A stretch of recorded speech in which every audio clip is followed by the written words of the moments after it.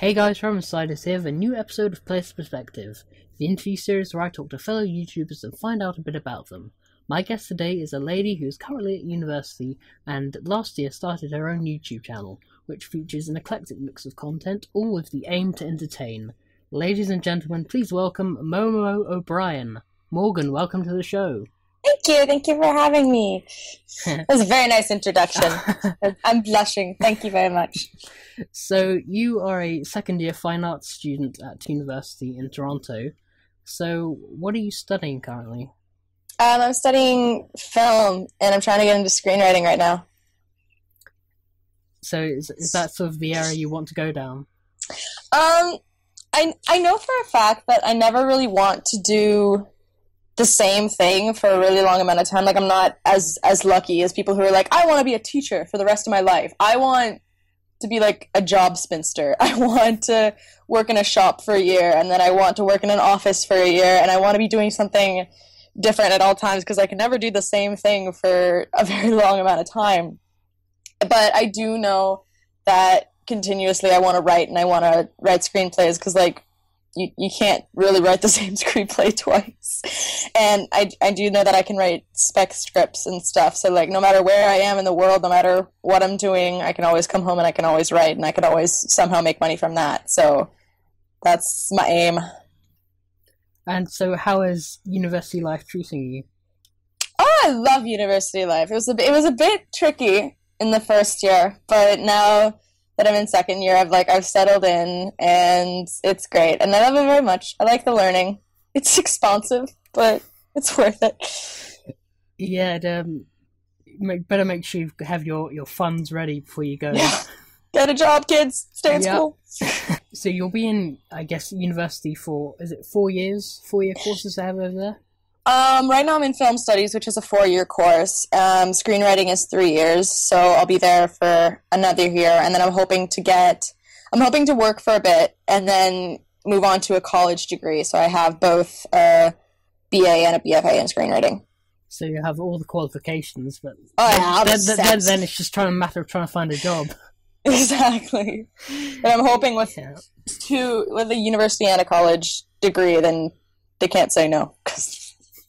That's what I'm hoping. Yeah, it's all about banging on those doors until someone lets you in. Mm-hmm. Yeah. As I mentioned at the top of the interview, you started a YouTube channel last year. I think last February exact. I think. I was is that right? 10 months ago. Yeah. Yeah, and you kind of do a mix of vlogs from like mix of videos, I should say, from let's plays to your thoughts on BBC Sherlock, and even a braid hairband tutorial. Yeah, that was fun. I don't think I was the demographic on that one. You can curl your hair out a bit, you'll be good. It's like I didn't even think I was good, because that's literally the only hairstyle I know how to do, that and a ponytail. So I was like, I might as well share this, because even before that video, I wore that hairstyle like every day, and it was my signature. Not really, but yeah. And people would always be like, oh my god, that's your real hair, and I was like, I guess I found my next video kind of thing. Yeah, and you've also moved on to more serious topics like dealing with insecurity. So that's quite a mix of things you do. So how did you get started with YouTube? I got started with YouTube because, like I said, in my first year of university, I was having a really rough time, and I had like one friend in university, and my one friend was like, hey, have you ever thought about opening up a YouTube channel, and it'll keep your mind preoccupied? I think you could do really well because you're unique and interesting. And so I was like, yeah, okay, whatever. And so that's just when I started making YouTube videos, and I just made it about whatever was on my mind that week, and I literally just made a video about whatever the heck I wanted, and I never really expected people to be as receptive as they were. I was just doing the videos for me, and I never really planned on any subscribers. I was just doing it as a little hobby, but things happened, and it's very nice. But yeah, and that's how I started. Is this something you very much want to continue with? Well, I think it's impossible for me not to continue with it because I'm kind of addicted to it at this point. Like, no matter what I'll be doing, I'll be writing an essay and like my mind will wander and be like, I think I'll make a video about how to write Gallifreyan. This is just, it's, you know, whenever you're doing nothing at home, you always end up doing that one thing. That's what vlogging is to me. So I think I will be continuing with this. Would you say you would always have an idea to come up with something? I've never really not had an idea because like if you watch my YouTube channel, it's a conglomeration of really random stuff. Like you'll watch me like do a ukulele cover song in one tag and then I'll be doing something like absolutely ridiculous in the next. And I guess since I'm not limited to like only a gaming channel or only a vlogging channel and I just do whatever the flip I want, I'm never really limited in ideas. Like, I always have a new idea for a video. I have an idea for the next 3 videos that I'm going to do. So, hopefully that doesn't stop. And do you have any kind of main goals for your channel at all? like I said, it was never about the subscribers. It was never about the views. Actually, it's frightening that I'm getting so many subscribers in such a short amount of time. I don't have any goals. Just make the videos that I want to make, and apparently people like it. So I'm gonna keep on keeping on. Well, I think that's a good place to start. I mean, you know, if you some people, you know, they want to go in for the YouTube money, or they want X amount of views or subscribers, and I think if you just start off wanting to make stuff for you, then people can see that and hopefully it catches on. But like I do try to incorporate my viewers because I love my viewers. They're so sweet. They're the best. And whenever I do get questions, like I just made a video where I answered one of my that's scary to say, questions. And like if people ask for stuff, I always kind of try to deliver because I really appreciate that people find me entertaining and like I want to give back what I've been getting, you know, but it's very nice. I like them a lot. Looking back at past videos with, as I mentioned earlier, you did a video based on insecurity and how people can deal with that. So, and you sort of talked slightly about your experiences. Do you want to sort of include sort of aspects about yourself in your channel, or do you just want to be videos about whatever? Well, when I started the channel 10 months ago, people who watch my channel will know this because I say it a lot, but I promised myself that I would never make videos just me talking about my life and like my interests, and like I never wanted to make a video where I'd be like, here I'm going to talk about my favorite food because that's important. Like I just thought that was, I'm gonna lean back, I'm in bed, whatever. I just thought that was kind of egotistical. And, like, I never thought I was interesting enough for people to be entertained by just talking about me. But I made one video just because I'm like, okay, well, people might want to know, like, the face behind the video. And, like, I saw another YouTuber do it, and it looked like a lot of fun. And, like, it's like, whatever. And I was like, okay, that's going to be my one. That's going to be my one video that people can go to find out my favorite food or whatever. But as soon as I did that, that became one of my most popular videos. And so I was like, okay. And so I uploaded another tag video, and I filmed another one, and I just need to edit it probably sometime today. So I think I will have aspects of me on my channel, but that's not the main focus. Like, I'm alternating it. Like, I do informative, like, well-researched kind of video, like a video for me. And then I'll do like a tag video or like a video talking about myself once in a while. That's like the Heisenberg answer. You make them for you. I'm the one who knocks. Get out of my territory. I suppose when you make those types of videos, it's it gives them more of a aspect of authenticity about it, and they can see you a bit more, and someone might think, oh, she's like me in some way, and they might subscribe. I actually, since the recent wave of subscribers, I have gotten a lot of messages on Tumblr that are so sweet, and it's a lot of people talking about my insecurities video, and I did a dorm room tour where I talked about how I decorated my dorm room to fight mental illness and depression, and I've gotten so many messages on Tumblr saying I'm going through a similar thing, and I appreciate the tips, and I'm going to take them all into consideration, and just thank you for being so chill about talking about that and trying to help people out, and just, I love it. My favorite messages when people are like, oh, when I watch you, it makes me happy, and I'm just like, when I make people happy, that makes me happy. And they get very happy. Well, that's the first step in creating that community. You mentioned in your past videos that you play the piano, the violin, ukulele, guitar, and you sing as well. So clearly you're very musical. So what got you started in it? I grew up in a musical family. Like, right now my house is quiet because most of my family is gone. But when everyone's here, my sister's always singing, my other sister's always playing the piano, my dad's always on the guitar. It's kind of annoying! Anyway, he's here. I love you! There's always music being played in my house. Like, I remember the first thing I thought when I went to university was, this is so quiet. Like, and that's what I loved about going to like my friends' houses and stuff, because there was never music going on. So it was kind of hard in my family not to be musical, and like they signed me up for violin at a very young age, and that was going to be my family instrument. And then after that, I just played with the piano a bit. I did like an introductory lesson to piano and guitar, and after that I self-taught myself. Singing was always kind of my thing. And my dad and my mom encouraged me to do music theater and stuff, so I did. And then I took some voice lessons, and that's how that happened.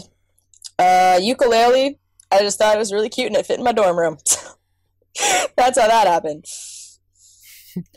So are you a soprano or alto? Well, I'm in an a cappella group at school, and I'm mezzo-soprano, which means that I'm kind of like in betweenish, sort of, but they put me on alto in some songs and soprano in some songs, so I'm like, I have that weird sort of in between range, you know? Mm-hmm, yeah.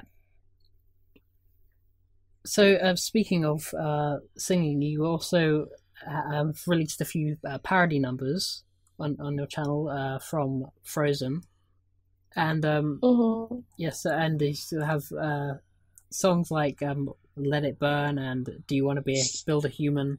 So, what made you want to make those songs? It started when I was on Tumblr one day, and I saw somebody had did like a face mesh thing of Lord and Frodo, and they're like, "Hey guys, look at this, it's so funny! It's Lord of the Rings!" And I was like, "Oh, that is pretty funny." And other people commented on it, and they started writing parody lyrics to Royals, but it's like, what was it? "And we're going to Mordor, Mordor, 2 crowns in my blood." Anyway, and I was like, "Oh, that's really funny." And then somebody that follows me, that watches my channel, they commented, and they're like, "Oh, someone should actually sing this." And by someone, I mean Brien. Was like, "Okay, if you want me to." And so, yeah, I just quickly recorded that, and that became one of my most popular posts at the time, which was like 10 notes, but it has a lot more now. But and I got really excited. I'm like, "Oh, maybe this could be my thing on the Tumblrs." Blah blah blah. And so it happened again with I saw a post, and it had Alphonse and the Elric brothers from Full Metal Alchemist, and I was like, I like that show, and that is a funny joke. They had the picture of that, and it's like, "Do you want to build a human?" So like, that is funny. I'm gonna sing that. And so I did. I wrote up some quick lyrics, and I sang that, and that's on SoundCloud, and I put that on Tumblr, and that again got a crap ton of notes at the time, and I was very happy. And then I saw it was, yeah, somebody had written lyrics to Let It Burn underneath a picture of, like, Fire Elsa. And I was like, okay, this is my next thing. It's going to happen. And so I did that. Stop moving. So I sang that, but I thought it was going to get like another 10 notes, and I was like, it's not going to matter. It's not going to matter. And I was sick at the time, so I'm just like, whatever. It's just going to like 10 people are going to hear my sick voice. It doesn't even matter. I'm just really excited. And so I sang it sick, so I couldn't hit the high notes. It was bad. Low notes sounded all right, but whatever. So anyway, and what I do when I sing lyrics that have already been written, I just put a little ask in the original lyricist's inbox, and I say, yo, I wrote your cover song. If you want to check it out, it's on my vlog. Because I feel like if somebody sang my song, I don't want to hear it. But these guys reblogged it, and they got a crap ton more followers than me.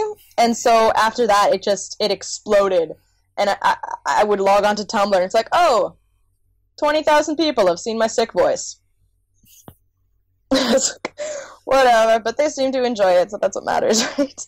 And then after that, I was like, okay, well, I need to redeem myself, because, like, that's my sick voice. And so I was like, okay, well, I'll put it up on the YouTubes, just have, like, a different medium. And so I did that, and I sang it not sick, and now, let me check, that video has, like, yeah, it's at 5,200 something views, which is crazy.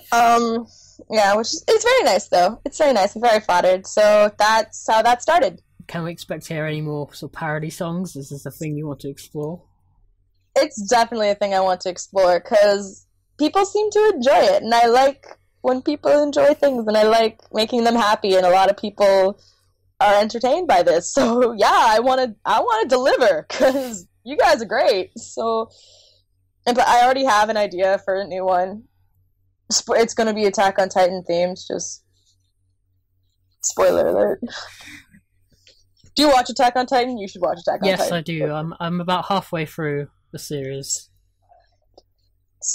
Anyway, sorry. Yeah. it's my new Full Metal Alchemist Brotherhood. I think that's my favourite anime, that is. Brotherhood. Brotherhood? Yeah.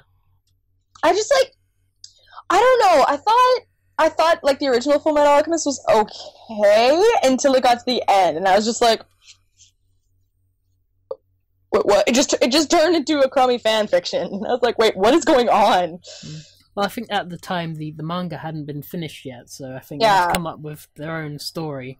So it's interesting that those first 10 episodes are roughly cover the same story. And it's like, I feel like they tell more in the first 10 episodes of Fullmetal Alchemist. Like, the whole Doctor Sad feels broken heart arc is like 3 episodes in the first anime. And, oh, sorry, off topic, my bad, I'm sorry. No, it's a good show, it's worth talking about. Good show. Yeah. Watch it. But watch it all the way to the end and the final picture, because that makes it all worth it.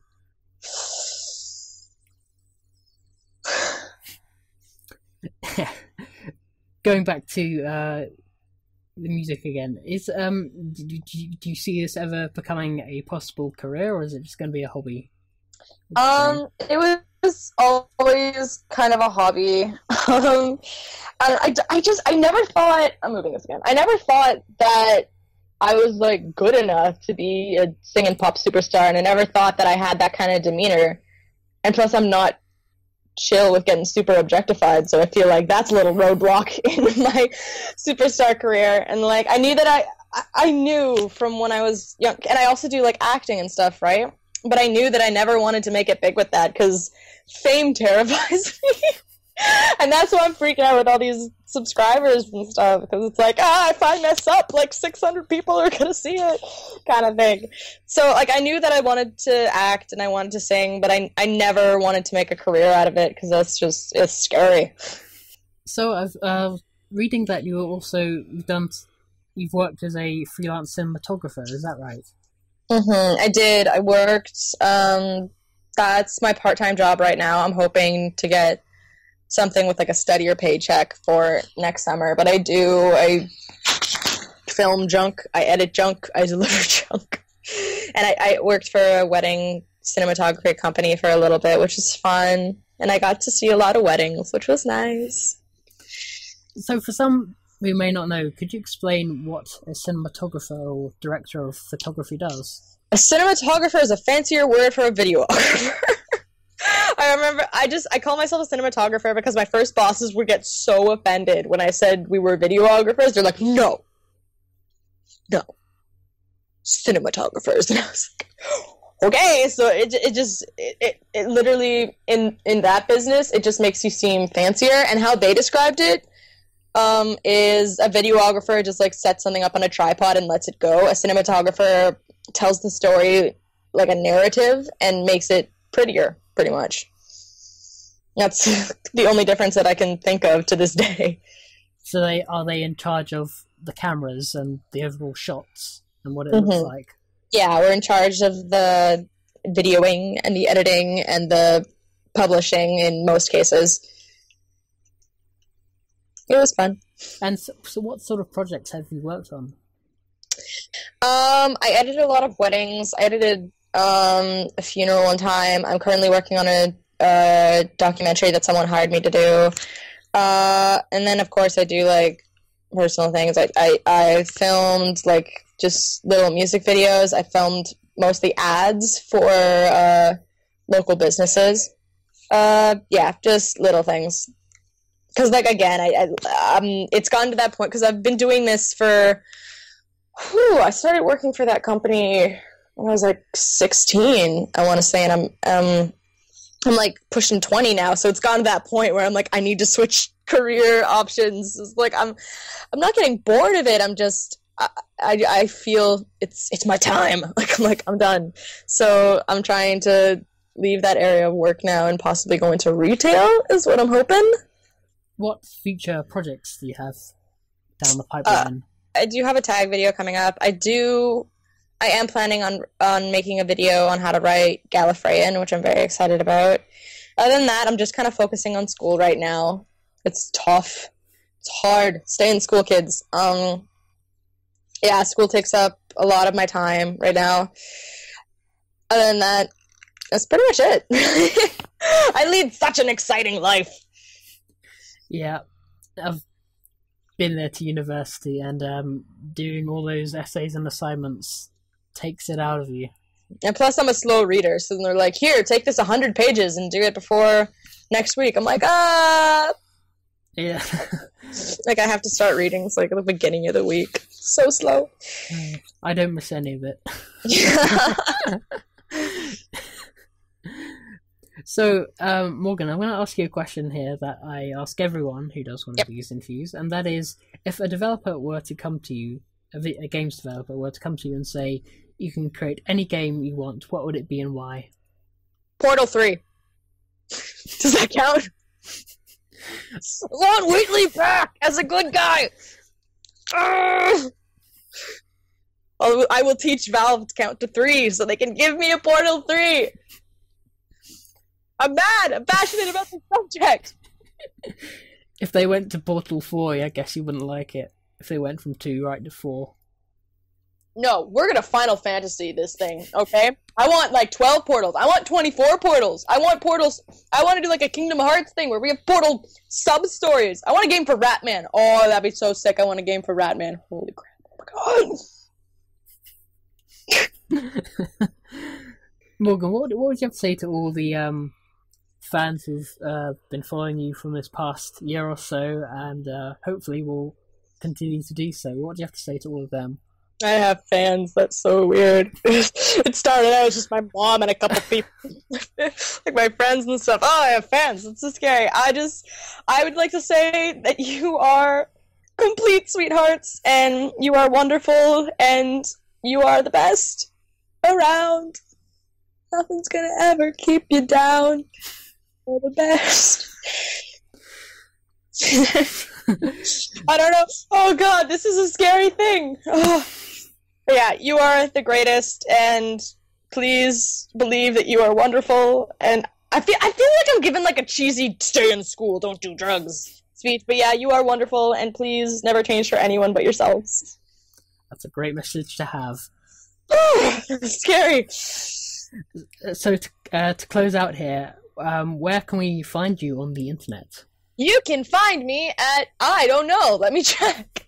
At youtube.com/user/MoBrien or whatever. And do you have Facebook or Twitter? I don't have Facebook. I have the Twitter though, and that's just at MoBrien Media. Where else? I have a Tumblr. And again, that's just Tumblr, MoBrien Media. YouTube already had someone called MoBrien Media, and I was like, oh, so I was like, okay, whatever. So that's gonna throw some people off, but that's the thing. Okay, all of those links will be in the description below this video if you would like to check those out. So Morgan, it's been really great talking to you today. Thank you. It's been very great talking to you. Thank you for having me.